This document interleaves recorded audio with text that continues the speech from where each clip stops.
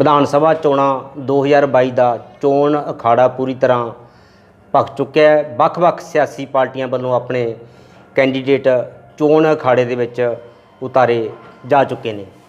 ਜਿਵੇਂ ਅਸੀਂ ਨਿੱਤ ਦਿਨ ਤੁਹਾਨੂੰ ਕਿਸੇ ਨਾ ਕਿਸੇ ਉਮੀਦਵਾਰ ਨਾਲ ਤੁਹਾਡੀ ਮੁਲਾਕਾਤ ਕਰਾਉਂਦੇ ਰਹਿੰਦੇ ਹਾਂ, ਅਤੇ ਅੱਜ ਸਾਡੇ ਨਾਲ ਆਮ ਆਦਮੀ ਪਾਰਟੀ ਦੇ ਹਲਕਾ ਸਰਦੂਲਗੜ੍ਹ ਤੋਂ ਉਮੀਦਵਾਰ ਗੁਰਪ੍ਰੀਤ ਸਿੰਘ ਬਣਾਵਾਲੀ ਸਾਡੇ ਨਾਲ ਮੌਜੂਦ ਨੇ। ਉਹਨਾਂ ਨਾਲ ਗੱਲਬਾਤ ਕਰਦੇ ਹਾਂ। ਬਾਈ ਜੀ, ਸਵਾਗਤ ਹੈ ਤੁਹਾਡਾ। ਸਤਿ ਸ਼੍ਰੀ ਅਕਾਲ ਜੀ। ਬਣਾਲੀ ਸਾਹਿਬ, ਲੋਕਾਂ ਦੇ ਵਿੱਚ ਜਾ ਰਹੇ ਹੋ, ਕਿਹੋ ਜਿਹਾ ਰਿਸਪੌਂਸ ਹੈ? ਤੁਸੀਂ ਵੇਖੋਗੇ ਕਿ ਲੋਕਾਂ ਨੂੰ ਇੰਝ ਲੱਗਦਾ ਕਿ ਜਿਵੇਂ ਨਵੀਂ ਆਜ਼ਾਦੀ ਆ ਰਹੀ ਆ, ਕਿਉਂਕਿ ਰਵਾਇਤੀ ਪਾਰਟੀਆਂ ਤੋਂ ਲੋਕ ਅੱਕ ਚੁੱਕੇ ਨੇ। ਜਿੰਨਾ ਸਮਰਥਨ ਮਿਲ ਰਿਹਾ ਹੈਗਾ ਪਿੰਡਾਂ ਦੇ ਵਿੱਚ, ਨੌਜਵਾਨਾਂ 'ਚ, ਮਾਤਾਵਾਂ ਭੈਣਾਂ ਦੇ ਵਿੱਚ, ਹਰ ਕਹਿੰਦੇ ਕਿ ਐਤਕੀ ਇੱਕ ਮੌਕਾ ਕੇਜਰੀਵਾਲ ਅਤੇ ਭਗਵੰਤ ਮਾਨ ਨੂੰ ਦੇਣਾ, ਆਮ ਆਦਮੀ ਪਾਰਟੀ ਨੂੰ ਦੇਣਾ। ਅਤੇ ਜਿੱਡਾ ਵੱਡਾ ਉਤਸ਼ਾਹ ਉਸ ਹਿਸਾਬ ਨਾਲ ਲੱਗ ਰਿਹਾ ਕਿ ਪੰਜਾਬ ਦੇ ਵਿੱਚ ਇੱਕ ਤਰਫਾ ਮੁਕਾਬਲਾ ਹੋਣ ਜਾ ਰਿਹਾ। ਬਣਾਲੀ ਸਾਹਿਬ, ਕਿਹੜੇ ਮੁੱਦੇ ਨੇ ਜਿਹੜੇ ਲੈ ਕੇ ਲੋਕਾਂ 'ਚ ਜਾ ਰਹੇ ਨੇ? ਦੇਖੋ, ਲੋਕਾਂ ਦੇ ਬੇਸਿਕ ਮੁੱਦੇ ਨਹੀਂ ਹੱਲ ਹੋਏ। ਜਾਣਿਆ ਮਾਤਾਵਾਂ ਭੈਣਾਂ ਆਉਂਦੀਆਂ ਨੇ ਕਿ ਸਾਡੀਆਂ ਪੈਨਸ਼ਨਾਂ ਨਹੀਂ ਵੱਜੀਆਂ, ਏਜਡ ਹੋ ਗਈਆਂ, ਜਾਂ ਵੱਜ ਗਈ ਤਾਂ ਸਾਡੀ ਕੱਟਤੀ, ਸਾਡੇ ਕਾਰਡ ਕੱਟਤੇ, ਸਾਡੇ ਨਰੇਗਾ ਦੇ ਕਾਰਡ ਕੱਟਤੇ, ਨਰੇਗਾ ਦੀ ਦਿਹਾੜੀ ਨਹੀਂ ਮਿਲ ਰਹੀ।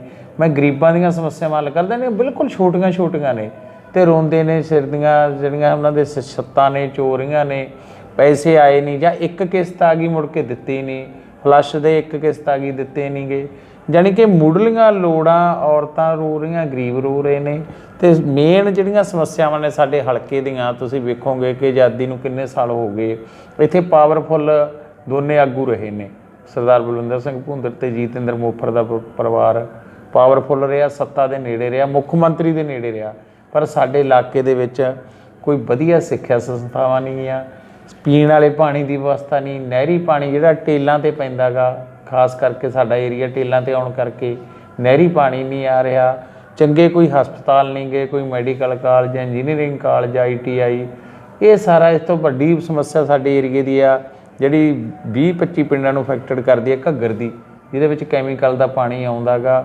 ਬਿਮਾਰੀਆਂ ਫੈਲੀਆਂ ਹੋਣੀਆਂ, ਬਦਬੂ ਮਾਰਦੀ ਹੈ। ਲੋਕ ਕਹਿੰਦੇ ਜੇ ਬੂਹੇ ਬੰਦ ਕਰਕੇ ਵੀ ਪਾਏ ਜਾਂਦੇ ਆ ਅਤੇ ਫਿਰ ਵੀ ਐਡੀ ਗੰਦੀ ਬਦਬੂ ਆਉਂਦੀ ਹੈ ਕਿ ਅੰਦਰ ਤੱਕ ਆਉਂਦੀ ਆ, ਅਤੇ ਬਿਮਾਰੀਆਂ ਵੀ ਫੈਲਾਉਂਦਾ। ਫਿਰ 10 ਮਹੀਨੇ ਕੈਮੀਕਲ ਵਾਲਾ ਪਾਣੀ ਆਉਂਦਾ, 2 ਮਹੀਨੇ ਜਦੋਂ ਹੜ੍ਹਾਂ ਦੀ ਆਉਂਦੀ ਆ, ਮੌਸਮ ਮੀਂਹ ਦਾ ਆਉਂਦਾ, ਉਦੋਂ ਹੜ੍ਹਾਂ ਦਾ ਖਤਰਾ ਹੋ ਜਾਂਦਾ।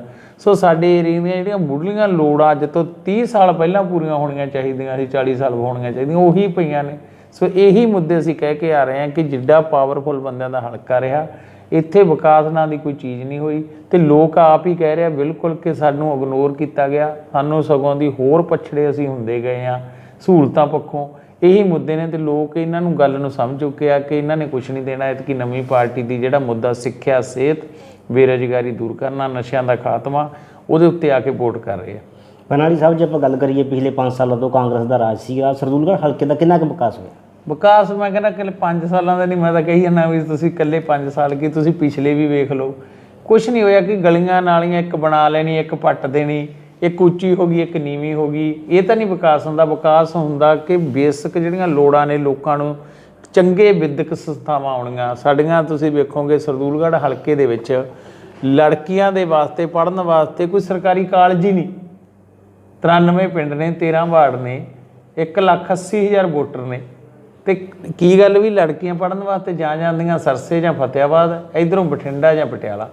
ਲੜਕੀਆਂ ਵਾਸਤੇ ਹਲਕੇ ਦੇ ਵਿੱਚ ਇੱਕ ਸਰਕਾਰੀ ਕਾਲਜ ਕਿਉਂ ਨਹੀਂ ਖੋਲ੍ਹਿਆ ਜਾ ਸਕਦਾ? ਸੈਂਟਰ ਦੇ ਵਿੱਚ ਕੋਈ ITI ਨਹੀਂ ਖੋਲ੍ਹੀ ਗਈ, ਕੋਈ ਮੈਡੀਕਲ ਕਾਲਜ ਨਹੀਂ ਗਾ, ਕੋਈ ਇੰਜੀਨੀਅਰਿੰਗ ਕਾਲਜ ਨਹੀਂ ਗਾ।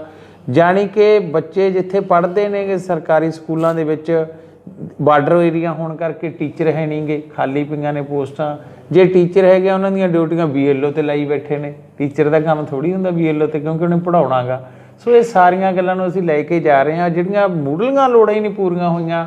ਹੁਣ ਟੇਲਾਂ 'ਤੇ ਪਾਣੀ ਆ, ਅੱਜ ਤੱਕ ਟੇਲਾਂ 'ਤੇ ਪਾਣੀ ਨਹੀਂ ਆਇਆ। ਤੁਸੀਂ ਕਈ ਪਿੰਡ ਇਹੋ ਜਿਹੇ ਵੇਖੋਗੇ ਜਿੱਥੇ ਪੀਣ ਵਾਲਾ ਪਾਣੀ ਥੱਲੋਂ ਖਾਰਾ ਗਾ, ਨਹਿਰੀ ਪਾਣੀ ਆ ਨਹੀਂ ਰਿਹਾ। ਅਤੇ ਕੈਂਸਰ ਵਰਗੀਆਂ ਭਿਆਨਕ ਬਿਮਾਰੀਆਂ, ਘੱਟੋ ਘੱਟ ਕਹਿੰਦੇ ਖੇਤਾਂ ਨੂੰ ਪਾਣੀ ਨਹੀਂ ਪਹੁੰਚਾ ਸਕੇ, ਨਹਿਰੀ ਪਾਣੀ ਪੀਣ ਨੂੰ ਤਾਂ ਦੇ ਦਿੰਦੇ। ਲੋਕ ਇਹ ਗੱਲਾਂ ਕਰਦੇ ਨੇ। ਸੋ ਅਸੀਂ ਜਾ ਰਹੇ ਹਾਂ, ਜਿਹੜੀਆਂ ਮੁੱਢਲੀਆਂ ਲੋੜਾਂ ਹਜੇ ਉਹ ਨਹੀਂ ਪੂਰੀਆਂ ਹੋਈਆਂ। ਇਹੀ ਸਮੱਸਿਆ ਨੇ। ਜਾਣੀ ਕਿ ਸਾਡਾ ਹਲਕਾ, ਮੈਂ ਕਹਿ ਸਕਦਾ ਸਰਦੂਲਗੜ੍ਹ ਜਿੱਡੀ ਤਾਕਤ ਰਹੀ ਤੇ ਉਨਾ ਹੀ ਜ਼ਿਆਦਾ ਪਛੜਿਆ ਰਿਹਾ। ਪਤਾ ਨਹੀਂ ਉਹਨਾਂ ਦੀ ਨੀਅਤ ਨਹੀਂ ਸੀ, ਕੰਮ ਕਰਨ ਦੀ ਸ਼ਕਤੀ ਨਹੀਂ ਸੀਗੀ, ਪਾਵਰ ਦੇ ਹਿਸਾਬ ਨਾਲ ਹਲਕੇ ਦਾ ਵਿਕਾਸ ਬਿਲਕੁਲ ਨਹੀਂ ਹੋਇਆ। ਇਹ ਬਨਾਲੀ ਸਾਹਿਬ ਜੋ ਉਹਨਾਂ ਦੀ ਮੰਨੀ ਉਹ ਤਾਂ ਕਹਿੰਦੇ ਘੱਗਰ ਤੇ ਅਸੀਂ ਪੁਲ ਬਣਾਤਾ, ਕਹਿੰਦੇ ਕਿਸੇ ਨੇ ਬਣਾਇਆ ਨਹੀਂ ਸੀ, ਡਾਫ ਲੱਗਦੀ ਸੀ, ਪਿੰਡ ਪਿੰਡ ਡੁੱਬ ਜਾਂਦੇ ਸੀਗੇ, ਟੇਲਾਂ ਤੇ ਅਸੀਂ ਪਾਣੀ ਭਜਾਤਾ ਤੇ ਕਹਿੰਦੇ 200 ਕਰੋੜ ਦੇ ਕਰੀਬ ਅਸੀਂ ਪੈਸਾ ਖਰਚ ਕਰਤਾ। ਮੈਂ ਕਹਿੰਦਾ ਵੀ ਤੁਸੀਂ ਕਿਸੇ ਪਿੰਡ ਵਗ ਜੋ ਟੇਲਾਂ ਤੇ, ਜਿੱਥੇ ਕਹਿੰਦੇ ਨੇ ਕਿ ਮੈਂ ਟੇਲਾਂ ਵਾਲੇ ਪਿੰਡ ਹੀ ਪੁੱਛ ਲਓ ਉਹਨਾਂ ਨੂੰ ਵੀ ਕਿਹੜੇ ਕਿਹੜੇ ਨੇ ਟੇਲਾਂ ਵਾਲੇ ਪਿੰਡ ਹੀ ਨਹੀਂ ਪਤਾ ਹੋਣੇ। ਤੁਸੀਂ ਲਾ ਲਓ ਇੱਕ ਪਾਸੇ ਟੇਲ ਪੈਂਦੀ ਹੈ ਚਚੋਰ ਦੀ, ਮਲਕੋਂ ਦੀ, ਕੋਰ ਵਾਲਾ, ਇਹ ਪਿੰਡ ਟੇਲਾਂ ਤੇ ਪੈਂਦੇ ਨੇ, ਬਾਜੇ ਵਾਲਾ, ਵੀਰੇ ਵਾਲਾ, ਝੇਰਿਆਂ ਵਾਲੀ, ਭਲਾਈ ਕੇ, ਇਹ ਪਿੰਡ ਟੇਲਾਂ ਤੇ ਪੈਂਦੇ ਨੇ। ਇਹਨਾਂ ਪਿੰਡਾਂ ਦੇ ਇਲਾਵਾ ਜਿਹੜੇ ਸਰਦੂਲਗੜ੍ਹ ਦੇ ਪਰਲੇ ਪਾਸੇ ਪਿੰਡ ਬੈਠੇ ਨੇ ਢੰਡਾਲ ਨਹਿਰ ਵਾਲੇ, ਉਹਦਾ ਕੀ ਸਿਸਟਮ ਆ? ਉਹ ਬੰਦ ਹੀ ਰਹਿੰਦੀ ਆ, ਆਉਂਦੀ ਨਹੀਂ, ਜੇ ਆ ਜਾਂਦੀ ਹੈ ਟੁੱਟ ਜਾਂਦੀ ਆ। ਉਧਰਲੇ ਪਾਸੇ ਬੁਰਾ ਹਾਲ ਆ, ਸੰਘੇ ਝੰਡੇ ਟੇਲਾਂ ਤੇ ਪੈਂਦੇ ਨੇ। ਸਾਨੂੰ ਤਾਂ ਰੋਜ਼ ਲੋਕ ਸਵਾਲ ਇੱਕੋ ਹੀ ਕਰਦੇ ਕਿ ਸਾਨੂੰ ਪਾਣੀ ਪਹੁੰਚਾ ਦਿਓ, ਸਰਕਾਰ ਆ ਗਈ, ਸਾਡੇ ਖੇਤਾਂ 'ਚ ਪਾਣੀ ਆ ਜਾਏ, ਸਾਡੀ ਆਮਦਨੀ ਵੱਧ ਜਾਏ, ਅਸੀਂ ਪੀਣ ਵਾਲਾ ਪਾਣੀ ਮਿਲ ਜੇ ਸਾਨੂੰ। ਜਿੰਨੇ ਮੈਂ ਤੁਸੀਂ ਵੇਖੋਗੇ ਕਿ ਜਿੰਨੇ ਵਾਟਰ ਵਰਕਸ ਆ, ਲੋਕ ਕੀ ਕਹਿੰਦੇ ਨੇ ਕਿ ਸਾਡੇ ਵਾਟਰ ਵਰਕਸ ਦੇ ਨਾਲ ਹੀ ਹੱਡਾਂ ਰੋੜੀ ਆ, ਚਾਰ ਦੀਵਾਰੀ ਕੋਈ ਨਹੀਂ। ਉੱਧਰੋਂ ਪਸ਼ੂ ਜਦੋਂ ਮਰ ਜਾਂਦੇ ਆ, ਹੱਡ ਲੈ ਲੈ ਕੇ ਉਹ 'ਚ ਜਿਹੜੇ ਬਣੇ ਹੁੰਦੇ ਆ ਡੱਗ, ਉਹਨਾਂ ਦੇ ਵਿੱਚ ਬੜੀ ਜਾਂਦੇ ਪਾਣੀ ਵਾਲਿਆਂ ਦੇ ਵਿੱਚ। ਸੋ ਇਹ ਕਿੰਨੀਆਂ, ਮੈਂ ਤਾਂ ਕਹਿੰਦਾ ਤੁਸੀਂ ਸਕੂਲ ਜਾ ਕੇ ਦੇਖ ਲਓ, ਰੰਗ ਰੋਗਨ ਕਰਨ ਨਾਲ ਤਾਂ ਸਮਾਰਟ ਸਕੂਲ ਨਹੀਂ ਬਣਦੇ। ਅੰਦਰ ਪੜ੍ਹਾਈ ਹੈ ਨਹੀਂ, ਟੀਚਰ ਹੈ ਨਹੀਂ ਗੇ, ਸਿਸਟਮ ਹੈ ਨਹੀਂ ਗਾ। ਸੋ ਇਹ ਸਾਰੀਆਂ ਗੱਲਾਂ ਲੋਕ ਇਸੇ ਤੇ ਤਾਂ ਐਤਕੀ ਵੋਟ ਕਰ ਰਹੇ। ਪਹਿਲੀ ਵਾਰੀ ਹੋਇਆ ਕਿ ਆਮ ਆਦਮੀ ਪਾਰਟੀ ਨੇ ਨਾ ਜਾਤ ਦੇ ਨਾਂ 'ਤੇ ਨਾ ਧਰਮ ਦੇ ਨਾਂ 'ਤੇ ਵੋਟ ਮੰਗੀ ਆ। ਕੀ ਮੰਗ ਰਿਹਾ ਕਿ ਸਿੱਖਿਆ, ਸਿਹਤ, ਸਿਸਟਮ, ਕਰਪਸ਼ਨ ਖਤਮ, ਨਸ਼ੇ ਖਤਮ। ਤੁਸੀਂ ਹੈਰਾਨ ਹੋਵੋਗੇ ਸਰਦੂਲਗੜ੍ਹ ਦੇ ਵਿੱਚ 14-14 ਸਾਲ ਦੇ ਮੁੰਡੇ ਚਿੱਟੇ ਨਾਲ ਮਰ ਰਹੇ। ਸਾਨੂੰ ਮਾਤਾਵਾਂ ਰੋਂਦੀਆਂ ਨੇ ਵੀ ਇਕੱਲੇ ਇਕੱਲੇ ਬੱਚੇ ਨੇ ਨਸ਼ੇ 'ਤੇ ਲਾਤੇ, ਕਿਉਂਕਿ ਬੇਰੁਜ਼ਗਾਰੀ ਆ। ਕੋਈ ਖੇਡ ਸਟੇਡੀਅਮ ਨਹੀਂ, ਜੇ ਹੋਵੇ ਤਾਂ ਖੇਡਾਂ ਵਾਲੇ ਪਾਸੇ ਜਾਣ, ਕੋਈ ਕੋਚ ਨਹੀਂ। ਬੇਰੁਜ਼ਗਾਰੀ ਹੋਣ ਕਰਕੇ ਨਸ਼ੇ 'ਤੇ ਲਾਤੇ। 14-15 ਸਾਲ ਦੇ ਮੁੰਡੇ ਚਿੱਟੇ 'ਤੇ। ਇੱਕ ਮੁੰਡਾ ਚਿੱਟਾ 'ਤੇ ਲੱਗ ਗਿਆ, ਕੁੱਟ ਕੇ ਮਾਂ ਦੇ ਉੱਤੋਂ, ਪਿਓ ਤੋਂ, ਮਾਤਾ ਪਿਤਾ ਤੋਂ ਪੈਸੇ ਲੈ ਕੇ ਜਾਂਦਾ, ਜਾਂ ਚੋਰੀਆਂ ਵਾਲੇ ਪੈਸੇ ਪੈ ਜਾਂਦਾ। 2-3 ਸਾਲਾਂ ਨੂੰ ਮੌਤ ਹੋ ਜਾਂਦੀ ਹੈ ਇਕੱਲੇ ਇਕੱਲੇ ਮੁੰਡਿਆਂ ਦੀ।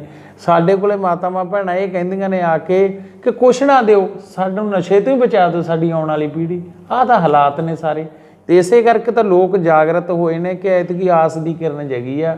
ਇਹਨਾਂ ਨੂੰ ਆਮ ਆਦਮੀ ਪਾਰਟੀ ਨੂੰ ਮੌਕਾ ਦਿਆ, ਜਿਵੇਂ ਦਿੱਲੀ ਦੇ ਵਿੱਚ ਇਹਨਾਂ ਨੇ ਕਰਕੇ ਦਿਖਾਇਆ। ਅਤੇ ਇੱਕ ਮੌਕਾ ਉਹ ਕਹਿੰਦੇ ਵੀ ਐਤਕੀ ਦੇਣਾਗਾ। ਇਸੇ ਕਰਕੇ ਤੁਸੀਂ ਵੇਖੋਗੇ ਕਿੱਡੇ ਕਿੱਡੇ ਇਕੱਠ, ਭਰਮਾ ਹੰਗਾਰਾ ਮਿਲ ਰਿਹਾ। ਤੁਸੀਂ ਨਸ਼ਿਆਂ ਦੀ ਗੱਲ ਕੀਤੀ ਹੈ, ਜਾਂ ਆਪਾਂ ਨੌਜਵਾਨੀ ਜਾਂ ਸਕੂਲਾਂ ਦੀ ਗੱਲ ਕੀਤੀ ਹੈ। ਉਹ ਕਹਿੰਦੇ ਵੀ ਨੌਜਵਾਨਾਂ ਨੂੰ ਨਸ਼ਿਆਂ ਤੋਂ ਦੂਰ ਕਰਨ ਵਾਸਤੇ ਤਾਂ ਅਸੀਂ ਖੇਲੋ ਇੰਡੀਆ ਤਹਿਤ ਪਿੰਡ ਪਿੰਡ ਗਰਾਊਂਡ ਬਣਾਤੇ ਜੀ। ਮੈਂ ਆਖਿਆ ਜੀ ਤੁਸੀਂ ਦੇਖੋਗੇ, ਮੈਂ ਹੈਰਾਨ ਆਂਗਾ। ਸਾਡੇ ਕੋਲੇ ਹੁਣ ਤੁਸੀਂ ਇੱਕ ਹੋਰ ਦੇਖੋ, ਮੇਰੇ ਕੋਲੇ ਆਰਮੀ ਵਾਲੇ ਨੌਜਵਾਨ ਮਿਲੇ ਜਿਨ੍ਹਾਂ ਨੇ ਟੈਸਟ ਕਲੀਅਰ ਕੀਤਾ ਹੋਇਆ, ਫਿਜ਼ੀਕਲ ਮੈਡੀਕਲ ਵੀ ਹੋ ਗਿਆ, ਰਿਟਨ ਟੈਸਟ ਨਹੀਂ ਹੋ ਰਿਹਾ ਉਹਨਾਂ ਦਾ, ਓਵਰੇਜ ਹੋ ਗਏ। ਉਹ ਮੁੰਡੇ ਸਾਨੂੰ ਮਿਲਦੇ ਨੇ। ਆਰਮੀ ਦੀ ਭਰਤੀ ਵੀ ਸਾਡੀ ਕਿਉਂ ਪੈਂਡਿੰਗ ਪਈ ਆ ਕਰੋਨਾ ਦੇ ਦੌਰਾਨ? ਅਸੀਂ ਇਹ ਵੀ ਕਹਿੰਦੇ ਹਾਂ ਕਿ ਕਰੋਨਾ ਦੇ ਦੌਰਾਨ ਜਿਹੜੇ ਮੁੰਡੇ ਓਵਰੇਜ ਹੋ ਗਏ, ਕਿਉਂਕਿ ਭਰਤੀਆਂ ਹੋਈਆਂ ਨਹੀਂ। ਹੋਰ ਤੁਸੀਂ ਵੇਖੋ, ਚੰਨੀ ਨੇ ਮਗਰੋਂ ਜਾ ਕੇ ਕੱਢਤੀਆਂ 2-2 ਹਜ਼ਾਰ ਰੁਪਏ ਦੇ ਇੱਕ ਪੋਸਟ ਦੇ ਡਰਾਫਟ ਲੈ ਲਏ ਨੌਜਵਾਨਾਂ ਤੋਂ, ਬੇਰੁਜ਼ਗਾਰਾਂ ਤੋਂ। ਇੱਕ ਬੰਦਾ ਸਾਰੀਆਂ ਪੋਸਟਾਂ 'ਚ ਅਪਲਾਈ ਕਰਦਾ ਕਿ ਕੀ ਆ ਮੇਰਾ ਇੱਥੇ ਲੱਗ ਜੇ, ਇੱਥੇ ਲੱਗ ਜੇ। ਕਿੰਨੀਆਂ ਪੋਸਟਾਂ ਕੱਢੀਆਂ ਇਹਨਾਂ ਨੇ, ਪੁਲਿਸ ਦੀਆਂ, ਪਟਵਾਰੀਆਂ ਦੀਆਂ, ਹਰ ਵਿੱਚ ਕਿਸੇ ਨੇ ਅਪਲਾਈ ਕੀਤਾ। ਸਾਨੂੰ ਮੁੰਡੇ ਆ ਕੇ ਕਹਿੰਦੇ ਵੀ ਅਸੀਂ 15-15 ਹਜ਼ਾਰ ਦੇ ਦਾ ਡਰਾਫਟ ਲਾਤੇ, ਬੇਰੁਜ਼ਗਾਰੀ ਭੱਤਾ ਤਾਂ ਸਾਨੂੰ ਦੇਣਾ ਹੀ ਕੀ ਸੀ ਨੌਕਰੀ। ਤਾਂ ਉਲਟਾ ਇਹਨਾਂ ਤੋਂ ਸਾਥੋਂ ਲੈ ਕੇ ਰੱਖ ਲਿਆ, ਇੱਕ ਵੀ ਪੋਸਟ ਸਿਰੇ ਨਹੀਂ ਚੜੀ। ਤੁਸੀਂ ਤੇ ਸਟੇਡੀਅਮ ਤੁਸੀਂ ਦੱਸ ਦਿਓ, ਮੇਨ ਆਪਣਾ ਹੈਗਾ ਸਰਦੂਲਗੜ੍ਹ ਹੱਬ, ਇੱਧਰੋਂ ਝਨੀਰ ਆ। ਕੀ ਝਨੀਰ ਤੇ ਸਰਦੂਲਗੜ੍ਹ 'ਚ ਵਧੀਆ ਸਟੇਡੀਅਮ ਬਣ ਕੇ ਕੋਚ ਨਹੀਂ ਰੱਖੇ ਜਾ ਸਕਦੇ ਤਾਂ ਕਿ ਬੱਚੇ ਆਉਣ? ਹਾਂ, ਮੈਂ ਕੁਝ ਪਿੰਡਾਂ ਦੀ ਉਦਾਹਰਨ ਉਹਨਾਂ ਨੇ ਆਪਣੇ ਤੌਰ 'ਤੇ ਵਧੀਆ ਬਣਾਏ ਵੇ ਆ ਗਰਾਊਂਡ। ਜਿਵੇਂ ਮੈਂ ਕਹਿ ਸਕਦਾ ਝੰਡੂਕੇ ਆ, ਅੱਜ ਝੰਡੂਕੇ ਤੁਸੀਂ ਜਾ ਕੇ ਦੇਖੋਗੇ ਉਹਨਾਂ ਨੇ ਆਪਦੇ ਤੌਰ 'ਤੇ ਮੁੰਡਿਆਂ ਨੇ ਕਲੱਬ ਬਣਾ ਕੇ ਗਰਾਊਂਡ ਬਣਾਇਆ ਵਾ, ਅਤੇ ਉੱਥੇ ਤੁਸੀਂ ਗਰਾਊਂਡ 'ਚ ਰੌਣਕਾਂ ਦੇਖੋ। ਪਰ ਸਰਕਾਰਾਂ ਨੇ ਕੋਈ ਧਿਆਨ ਨਹੀਂ ਦਿੱਤਾ। ਸਰਕਾਰਾਂ ਵਾਲਾ ਕੰਮ ਆਪ ਕੀਤਾ ਉਹਨਾਂ ਨੇ। ਇਹਨਾਂ ਨੇ ਕੰਮ ਆਪ ਕੀਤਾ, ਨੌਜਵਾਨਾਂ ਨੇ ਜਿੱਥੇ ਜਾਗਰਤ ਹੋ ਕੋਈ ਕਰ ਰਹੇ ਨੇ। ਸੋ ਅਸੀਂ ਕਹਿੰਦੇ ਹਾਂ ਕਿ ਬੱਚਿਆਂ ਨੂੰ ਗਰਾਊਂਡ ਦਿੱਤੇ ਜਾਣ, ਨੌਕਰੀਆਂ ਦਿੱਤੀਆਂ, ਉਹਨਾਂ ਦਾ ਧਿਆਨ ਡਾਈਵਰਟ ਕੀਤਾ ਜਾਵੇ। ਜਦੋਂ ਬੇਰੁਜ਼ਗਾਰੀ ਅਤੇ ਵਿਹਲਾ ਪਾਣਾ, ਅਤੇ ਕੁਦਰਤੀ ਗੱਲ ਆ ਕਿ ਕਿਸੇ ਨਾ ਕਿਸੇ ਗਲਤ ਅਲਾਮਤਾਂ ਵੱਲ ਨੌਜਵਾਨ ਜਾਣਗੇ। ਸੋ ਅਸੀਂ ਇਹੀ ਹੋਕਾ ਦਿੰਦੇ ਫਿਰਦੇ ਹਾਂ ਕਿ ਇੱਕ ਮੌਕਾ ਤਾਂ ਦੇ ਕੇ ਦੇਖੋ, ਆਪਾਂ ਆਓ ਪੰਜਾਬ ਨੂੰ ਬਦਲੀਏ, ਪੰਜਾਬ ਨੂੰ ਨਵਾਂ ਬਣਾਈਏ। ਹਾਲਾਤ ਇਹ ਨੇ ਜੀ ਅੱਜ ਕੱਲ੍ਹ ਕਿ ਇੱਕ ਬੱਚਾ ਜਾਂ 2 ਬੱਚੇ ਆ, ਦੋਨੇ ਕੈਨੇਡਾ ਬੈਠੇ ਨੇ। ਇੱਥੇ ਮਾਂ ਪਿਓ ਰੋਈ ਜਾਂਦੇ ਨੇ ਕਬੂਤਰਾਂ ਵੱਲ ਵੇਖ ਵੇਖ ਕੇ, ਉੱਥੇ ਬੱਚੇ ਬੈਠੇ ਰੋਈ ਜਾਂਦੇ ਨੇ ਕਿ ਮਾਂ ਪਿਓ ਸਾਡੇ ਵੱਲ ਨਹੀਂ ਆ ਰਹੇ। ਕਰੋਨਾ ਦੇ ਦੌਰਾਨ ਇਹ ਵੀ ਹੋਇਆ, ਤੁਸੀਂ ਵੇਖੋਗੇ ਕਿ ਤਰਾਸਦੀ। ਇੱਥੇ ਪਿਤਾ ਦੀ ਜਾਂ ਮਾਤਾ ਦੀ ਜੇ ਮੌਤ ਹੋ ਗਈ, ਬੱਚੇ ਆ ਨਹੀਂ ਸਕੇ, ਇੱਥੇ ਅਰਥੀ ਨੂੰ ਮੋਢਾ ਦੇਣ ਵਾਲਾ ਨਹੀਂ ਸੀ ਕੋਈ, ਉੱਥੇ ਬੱਚੇ ਰੋਈ ਗਏ। ਇਹ ਗੱਲਾਂ ਕਿਹਨੇ ਕਰਤੀਆਂ? ਅਸੀਂ ਬੱਚਿਆਂ ਨੂੰ ਦੂਰ ਕਰਕੇ ਕਿਉਂ ਐਡੀ ਵੱਡੀ ਅਸੀਂ ਕਰਕੇ ਪੈਸੇ ਲਾ ਕੇ ਭੇਜ ਰਹੇ ਹਾਂ ਕਿ ਇੱਥੇ ਕੁਝ ਹੈ ਨਹੀਂਗਾ। ਇੱਕ ਦਿਨ ਬੱਚਾ ਬਾਹਰ ਚਲਾ ਜਾਵੇ, ਮਾਂ ਪਿਓ ਨੂੰ ਨੀਂਦ ਨਹੀਂ ਆਉਂਦੀ, ਤੇ ਇੱਥੇ 5-5 ਸਾਲ ਲਈ ਤੋਰੀ ਜਾਂਦੇ ਆ, ਦਿਲ ਤੇ ਪੱਥਰ ਧਰ ਕੇ। ਮਾਤਾ ਪਿਤਾ ਜਾਣਦੇ ਆ, ਪਰ ਉਹ ਕਹਿੰਦੇ ਵੀ ਕੀ ਆ ਭਵਿੱਖ ਬਣ ਜੇ ਉੱਥੇ, ਭਾਵੇਂ ਅਸੀਂ ਦੂਰ ਰਹਿ ਲਾਂਗੇ। ਇਹ ਗੱਲਾਂ ਕੀਤੀਆਂ ਕਿਹਨੇ? ਇਹ ਸਰਕਾਰਾਂ ਜ਼ਿੰਮੇਵਾਰ ਆ, ਦੋਨੇ ਵਾਰੀ ਆਈ ਗਏ ਆ। ਅੱਜ ਸਾਡੇ ਨੌਜਵਾਨ ਬਾਹਰ ਬੈਠੇ ਆ। ਸੋ ਇਹ ਗੱਲਾਂ ਸੀ ਜਦੋਂ ਲੋਕਾਂ ਨੂੰ ਦੱਸਦਾ, ਤੇ ਲੋਕਾਂ ਨੂੰ ਵੀ ਪਤਾ ਸਾਡੇ ਨਾਲ ਇਹ ਹੋ ਰਹੀ ਆ, ਤੇ ਲੋਕਾਂ ਨੂੰ ਹੁਣ ਸਮਝ ਵੀ ਆ ਗਈ। ਕਿਸਾਨੀ ਮੋਰਚੇ ਨੇ ਸਮਝ ਲਿਆਤੀ ਕਿ ਇਹਨਾਂ ਦੋਨਾਂ ਪਾਰਟੀਆਂ ਦਾ ਕੀ ਰੋਲ ਸੀ। ਅਮਰਿੰਦਰ ਸਿੰਘ ਸਿੱਧਾ ਬੀਜੇਪੀ ਨਾਲ ਰਲਿਆ ਵਾ ਸੀ, ਹੁਣ ਤਾਂ ਅਲਾਇੰਸ ਹੀ ਹੋ ਗਿਆ। ਇਹ ਕਹਿੰਦੇ ਅਮਰਿੰਦਰ ਬਾਦਲਾਂ ਨਾਲ ਵੀ ਰਲਿਆ, ਅਸੀਂ ਨਹੀਂ ਕਹਿੰਦੇ। ਇਹਨਾਂ ਦੇ ਮਨ ਆਪਦੇ ਸਿੱਧੂ ਵਰਗੇ ਕਹੀ ਜਾਂਦੇ ਹੈਗੇ, ਉਹ ਕਹਿੰਦੇ ਸਿੱਧੂ RSS ਦਾ ਬੰਦਾ ਹੈਗਾ। ਇਹਦਾ ਮਤਲਬ ਸਾਰੇ ਇੱਕੋ ਹੀ ਉਹ ਆ ਚੱਕਰੀ 'ਚ, ਲੋਕਾਂ ਨੂੰ ਪੀਸਣ ਵਾਸਤੇ ਵਿੱਚੋਂ ਇਕੱਠੇ ਨੇ, ਬਾਹਰੋਂ ਡਰਾਮੇ ਨੇ।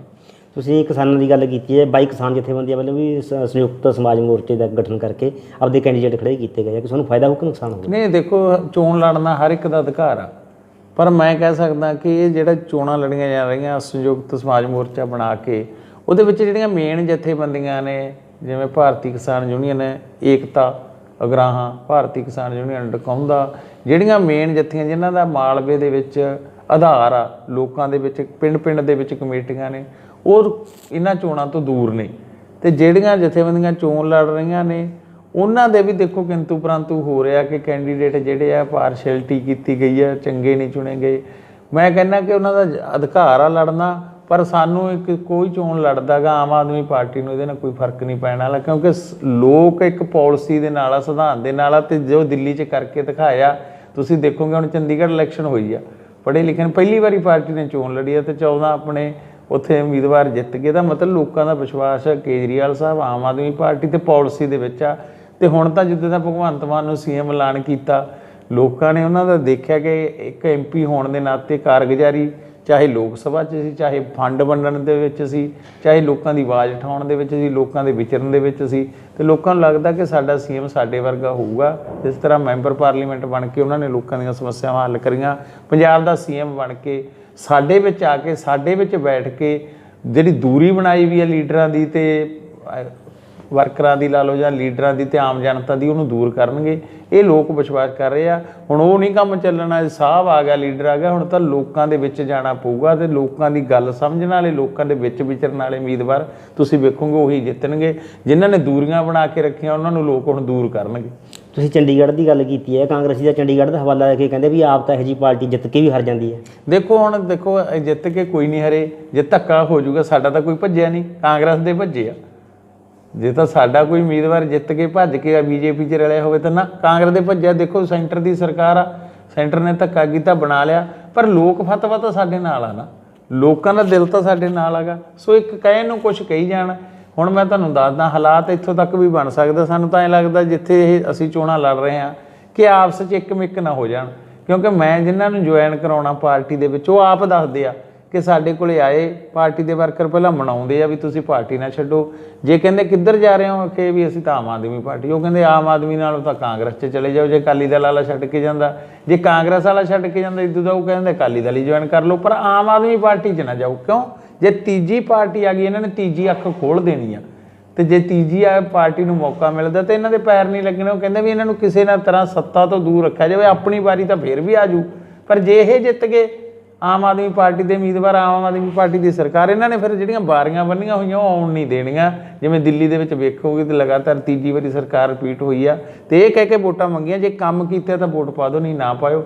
ਇਹੀ ਅਸੀਂ ਇੱਥੇ ਕਹਿ ਰਹੇ ਹਾਂ ਕਿ 5 ਸਾਲਾਂ ਨੂੰ ਆਵਾਂਗੇ, ਇਹ ਕਹਾਂਗੇ ਕਿ ਜਿਹੜੇ ਅਸੀਂ ਪਾਲਿਸੀ ਲੈ ਕੇ ਆਏ ਸੀ, ਜਿਹੜੀਆਂ ਤੁਹਾਡੇ ਲੈ ਕੇ ਆਏ ਚੋਣ ਮੈਨੀਫੈਸਟੋ, ਜੇ ਪੂਰਾ ਕਰਤਾ ਤਾਂ ਵੋਟਾਂ ਪਾ ਦਿਓ, ਨਹੀਂ ਨਾ ਪਾਇਓ।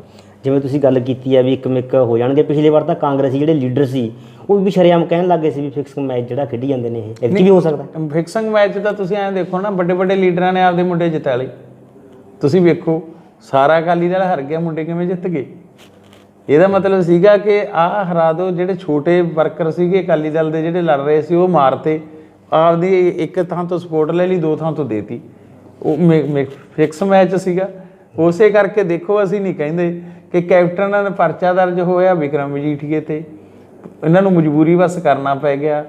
ਕੈਪਟਨ ਅਮਰਿੰਦਰ ਸਿੰਘ ਕਹਿੰਦਾ ਬਹੁਤ ਹੀ ਗਲਤ ਹੋ ਗਿਆ, ਤੇ ਫਿਰ ਉਹ ਤੋਂ ਇਨਸਾਫ ਦੀ ਮੰਗ ਕੀ ਕਰ ਸਕਦੇ ਸੀਗੇ ਵੀ ਉਹ ਜਦੋਂ ਆਪ ਸੱਤਾ ਦੇ ਵਿੱਚ ਇਨਸਾਫ ਦੇ ਦੂਗਾ, ਕਿਉਂਕਿ ਸਾਰਿਆਂ ਦੀ ਗੱਲ ਇੱਕ ਮਿੱਕ ਆ ਵੀ ਪਹਿਲਾਂ ਤੁਸੀਂ ਲੁੱਟ ਲਓ, ਅਸੀਂ ਨਹੀਂ ਬੋਲਦੇ, ਫਿਰ ਅਸੀਂ ਲੁੱਟਾਂਗੇ ਤੁਸੀਂ ਨਾ ਬੋਲਿਓ। ਇਹ ਸਿਧਾਂਤ ਦੇ ਉੱਤੇ ਚੱਲੀ ਜਾਂਦਾ। ਪਰ ਲੋਕਾਂ ਨੂੰ ਇਹ ਗੱਲ ਸਮਝ ਆ ਗਈ ਹੁਣ ਕਿ ਆਪਸ ਦੇ ਵਿੱਚ ਇੱਕ ਭਾਵੇਂ ਕਿੰਨੇ ਮਰਜ਼ੀ ਯਤਨ ਕਰ ਲੈਣ, ਲੋਕ ਜਾਗਰਤ ਹੋ ਗਏ, ਇਕੱਠੇ ਹੋ ਕੇ ਵੀ ਐਤਕੀ ਆਮ ਆਦਮੀ ਪਾਰਟੀ ਨੂੰ ਨਹੀਂ ਹਿਲਾ ਸਕਦੇ। ਅਗਲਾ ਕਹਿੰਦਾ ਸਾਡੀ ਵੋਟ ਦੀ ਵੈਲਿਊ ਆ, ਲੋਕ ਸਮਝਣ ਲੱਗ ਗਏ ਕਿ ਅਸੀਂ ਉਸ ਨੂੰ ਪਾਉਣੀ ਆ ਜਿਹੜਾ ਐਤਕੀ ਸੁਧਾਰ ਕਰ ਸਕਦਾ, ਜਿਹੜੀਆਂ ਲੋਕਾਂ ਦੀਆਂ ਮੁੱਢਲੀਆਂ ਲੋੜਾਂ ਨੇ ਉਹਨਾਂ ਨੂੰ ਪੂਰੀਆਂ ਕਰ ਸਕਦਾ, ਜਿਹੜੀਆਂ 70 ਸਾਲ ਦੀਆਂ ਨਹੀਂ ਹੋਈਆਂ। ਕਿੰਨੀਆਂ ਕੁ ਸੀਟਾਂ ਪੰਜਾਬ ਦੇ ਵਿੱਚ ਉਮੀਦ ਹੈ ਲੈ ਕੇ ਜਾਊਗਾ? ਸਾਨੂੰ ਲੱਗਦਾ ਕਿ ਦੇਖੋ ਕਲੀਨ ਸਵੀਪ ਹੋਊਗਾ, ਕਿਉਂਕਿ ਉਹਨਾਂ ਕੋਲੇ ਵੋਟ ਮੰਗਣ ਕੀ ਮੰਗਣਗੇ? ਕੀ ਕਰ ਨੌਕਰੀ ਦੇਤੀ।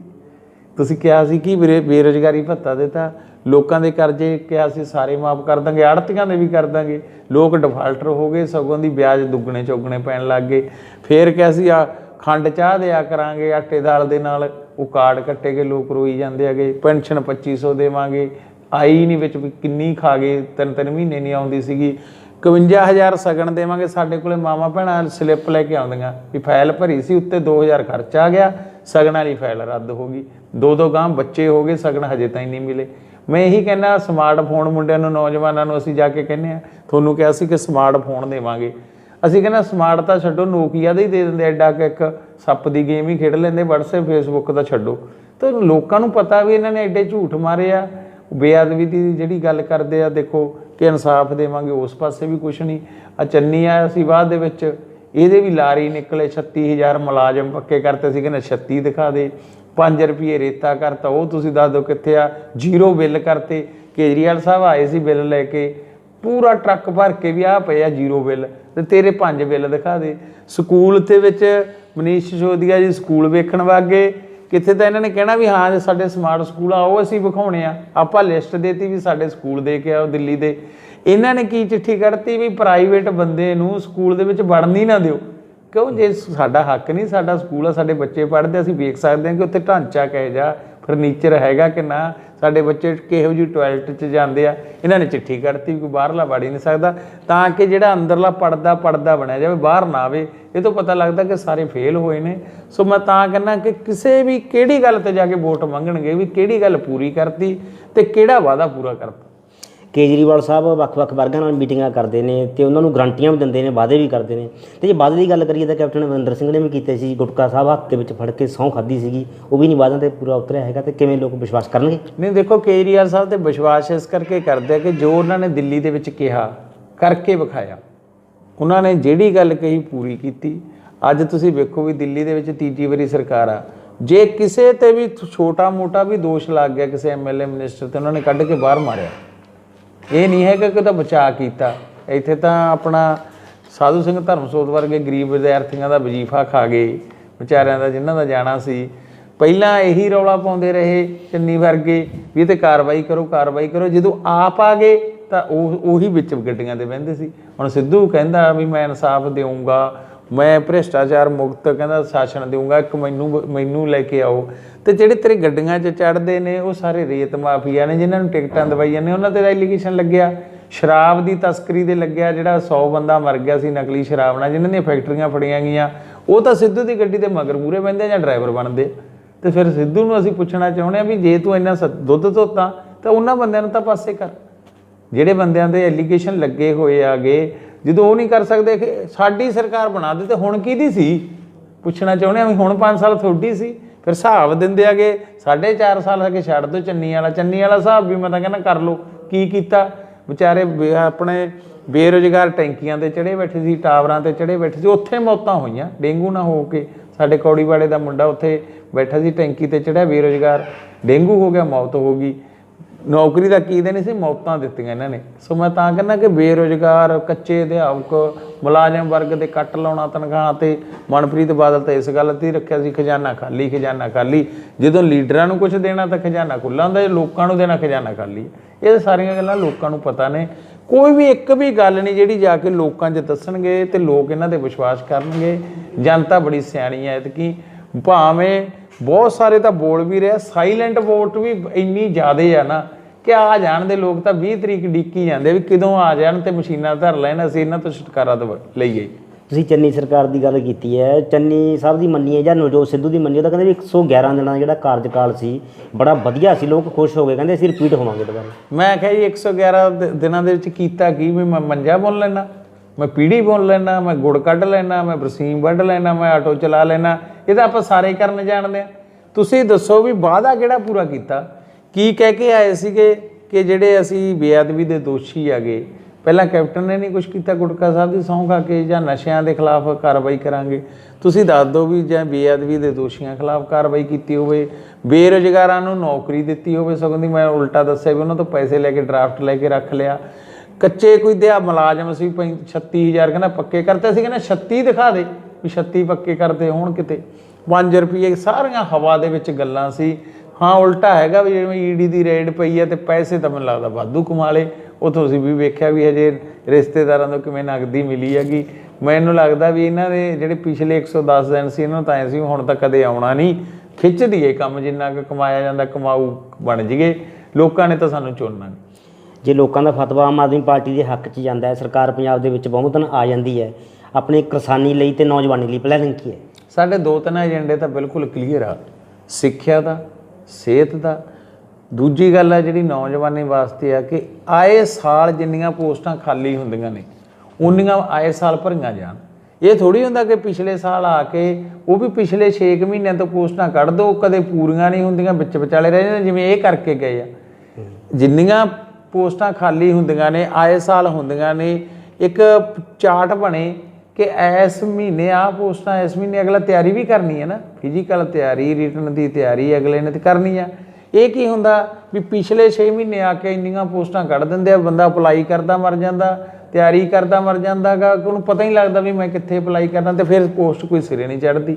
ਸੋ ਇਹ ਸਾਰੀਆਂ ਗੱਲਾਂ ਨੂੰ ਇੱਕ ਏਜੰਡਾ ਬਣਾਇਆ ਜਾਊਗਾ ਕਿ ਹਰ ਸਾਲ ਖਾਲੀ ਹੋਣ ਵਾਲੀਆਂ ਪੋਸਟਾਂ ਭਰੀਆਂ ਜਾਣ। ਦੂਜੀ ਗੱਲ ਮੇਨ ਮੈਂ ਕਹਿੰਦਾ ਕਿ ਖੇਡਾਂ ਵੱਲ ਨੌਜਵਾਨਾਂ ਨੂੰ ਜੋੜੋ। ਪੰਜਾਬ ਖੇਡਾਂ ਬਾਰੇ ਮੰਨਿਆ ਗਿਆ ਸੀ, ਹਾਕੀ ਦੀ ਟੀਮ ਹੁੰਦੀ, ਕਬੱਡੀ ਦੀ ਟੀਮ ਹੁੰਦੀ, ਰੈਸਲਿੰਗ ਹੁੰਦੀ, ਬਾਕਸਿੰਗ ਹੁੰਦੀ, ਹਰ ਪਾਸੇ ਪੰਜਾਬੀਆਂ ਦੀ ਚੜ੍ਹਾਈ ਹੁੰਦੀ। ਹੁਣ ਮੈਂ ਤੁਹਾਨੂੰ ਦੱਸ ਸਕਦਾ ਕਿ ਅੱਜ ਸਾਡੇ ਨਾਲੋਂ ਹਰਿਆਣਾ ਖੇਡਾਂ 'ਚ ਕਿਤੇ ਅੱਗੇ ਲੰਘ ਗਿਆ। ਜੇ ਖੇਡਾਂ ਵੱਲ, ਗਰਾਊਂਡ ਵੱਲ ਬੱਚਿਆਂ ਨੂੰ, ਨੌਜਵਾਨਾਂ ਨੂੰ ਜੋੜਾਂਗੇ, ਗਰਾਊਂਡ 'ਚ ਲੈ ਕੇ ਜਾਵਾਂਗੇ ਤਾਂ ਉਹ ਨਸ਼ਿਆਂ ਤੋਂ ਕੁਦਰਤੀ ਦੂਰ ਜਾਣਗੇ। ਤੇ ਖੇਡਾਂ ਵੱਲ ਚੰਗੇ ਮੈਦਾਨ ਹੋਣ, ਚੰਗੇ ਕੋਚ ਹੋਣ ਤੇ ਖੇਡਣ ਵਾਲਿਆਂ ਨੂੰ ਚੰਗੀਆਂ ਨੌਕਰੀਆਂ ਮਿਲਣ, ਚੰਗੇ ਨਾਮ ਮਿਲਣ, ਤਾਂ ਕੁਦਰਤੀ ਆ ਬੱਚੇ ਗਰਾਊਂਡ ਨਾਲ ਜੁੜਨਗੇ, ਮਾਹੌਲ ਪੈਦਾ ਕੀਤਾ ਜਾਊਗਾ। ਸੋ ਇਹ ਗੱਲਾਂ ਆਮ ਆਦਮੀ ਪਾਰਟੀ ਦੀਆਂ ਤਰਜੀਹੀ ਆ। ਹੁਣ ਕਿਸਾਨੀ 'ਤੇ ਲਾ ਲਓ, ਕਿਸਾਨੀ ਦਾ ਕੀ ਆ ਕਿ ਐਤਕੀ ਗੁਲਾਬੀ ਸੁੰਡੀ ਆ ਗਈ, ਉਹਨਾਂ ਵੇਲੇ ਚਿੱਟੀ ਸੁੰਡੀ ਆ ਗਈ ਸੀ। ਇਹ ਕਿਤੇ ਨਾ ਕਿਤੇ ਤਾਂ ਫਿਰ ਸਰਕਾਰਾਂ ਦੋਸ਼ੀ ਨੇ ਕਿ ਬੀ ਮਾੜੇ ਆਏ ਨੇ।